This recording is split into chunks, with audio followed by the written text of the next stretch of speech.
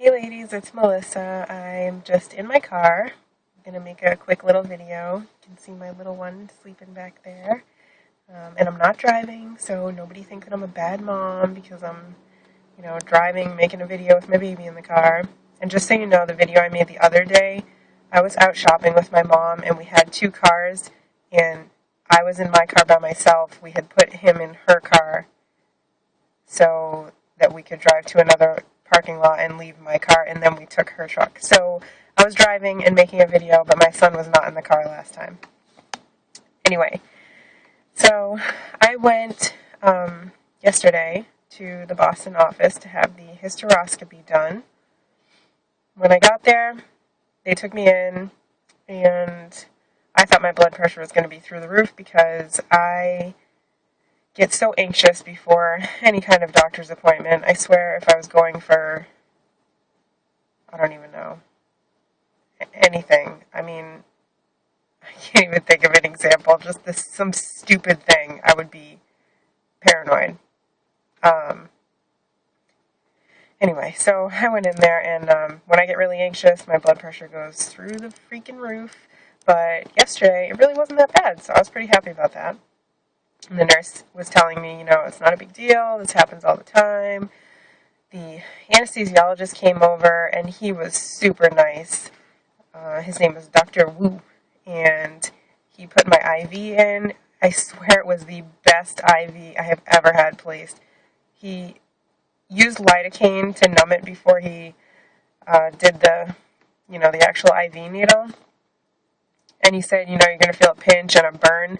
I swear I barely felt a thing. It was crazy. He must have just got it right where it needed to be. And I was telling him that when I went in to get my C-section to have Vincent, the nurses tried like 3 or 4 times to place the IV. My arms look horrible.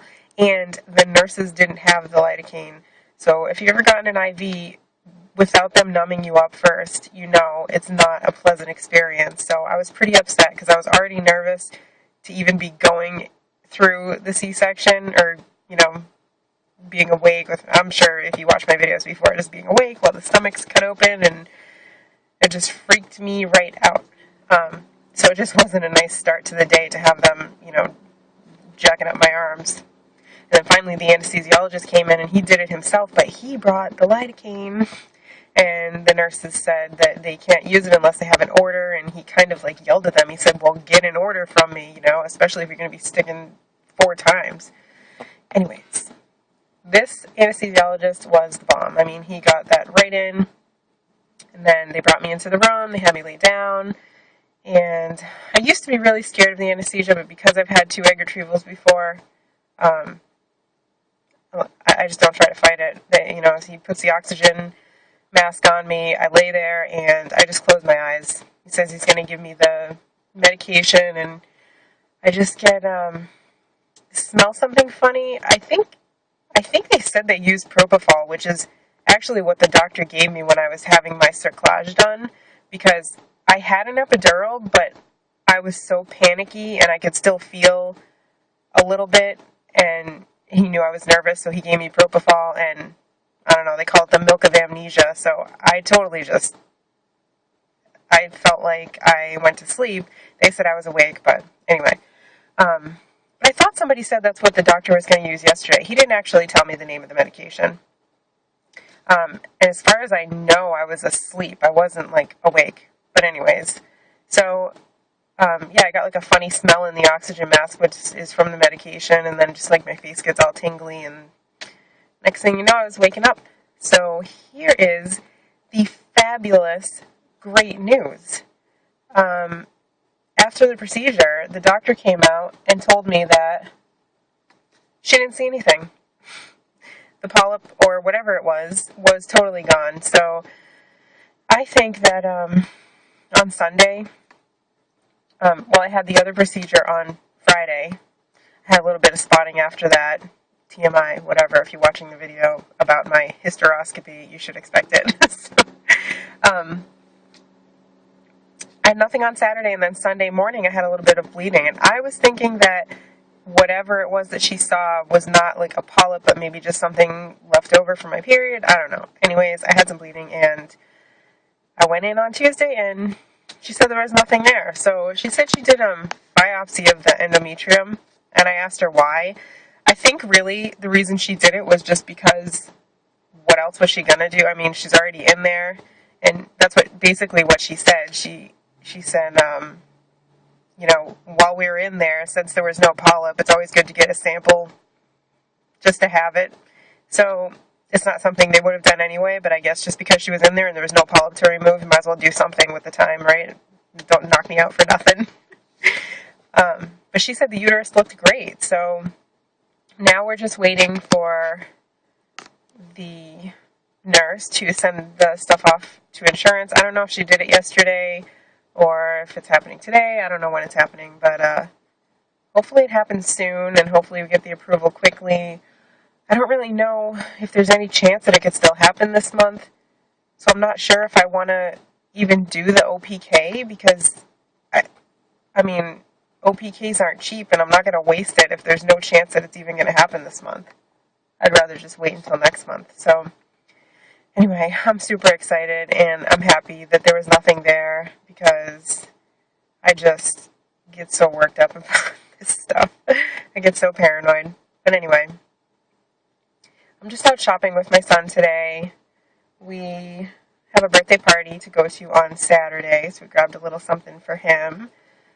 And I bought Vincent some socks, because the socks that he has, I don't know, he's a big boy. He's not fat, but he's tall for his age, and his head circumference is big. So, he's 10 and a half months old. If he is to wear a hat, it has to be 18 months or 2T before it will fit his head. The stuff that says 12 to 24 months or 12 to 18 months, you can't even get it on his head. And if you do get it on his head, it leaves a big red line on his forehead, and what's the point of that? So anyway, the socks are kind of the same way.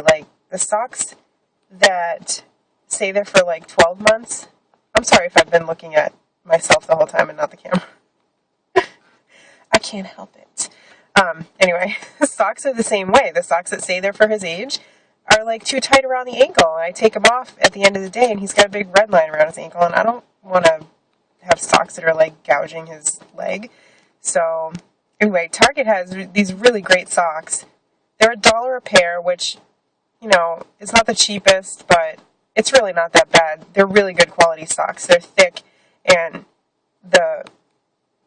I want to call it the waistband of the sock, the part that goes around your ankle, the ankle band, whatever, is nice and loose, it doesn't leave red lines or anything. So I bought him some more of those. I bought him 4 pairs. I wanted to get him another black pair, but they didn't have his size, so I got him a blue pair, a gray pair, a blue and gray striped pair, and then a black and gray stripe with little green skulls on it that are really cute. And I got him some food, and I got a drink, and that's super exciting, right? So anyway, I'm seriously obsessed with makeup. I have so much makeup at home. Before this year, I always wore makeup, but I always wore the same stuff, the same foundation, same concealer, powder, blush, eyeshadow, mascara, lipstick. I had the same products I would use. When one would run out, I'd buy the identical thing, and I was like that for years. And then just this year, I started watching these beauty vlogs on YouTube, where people are recommending, the best drugstore makeup and best drugstore lip gloss, best drugstore, foundation, all this stuff.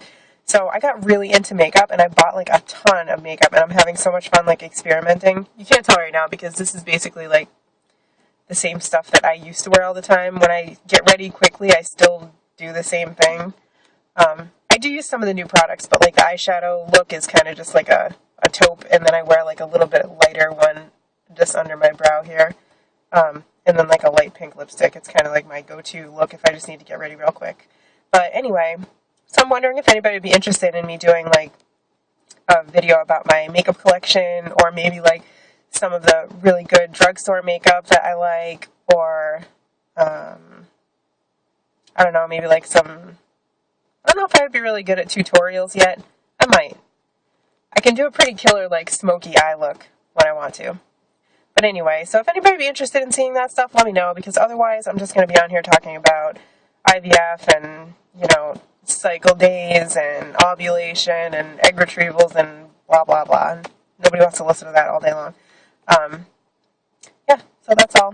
I wanted to cut this off before 10 minutes, but it's a little over, so sorry. Anyways, thank you all for your prayers, whoever prayed, because it totally worked. God is awesome, and I'm so happy. No more procedure needed. We're just good to go for the IVF now. So I'll keep you guys updated, and like I said, let me know about the makeup stuff if anybody's interested. I don't know. Alright, talk to you later. Bye.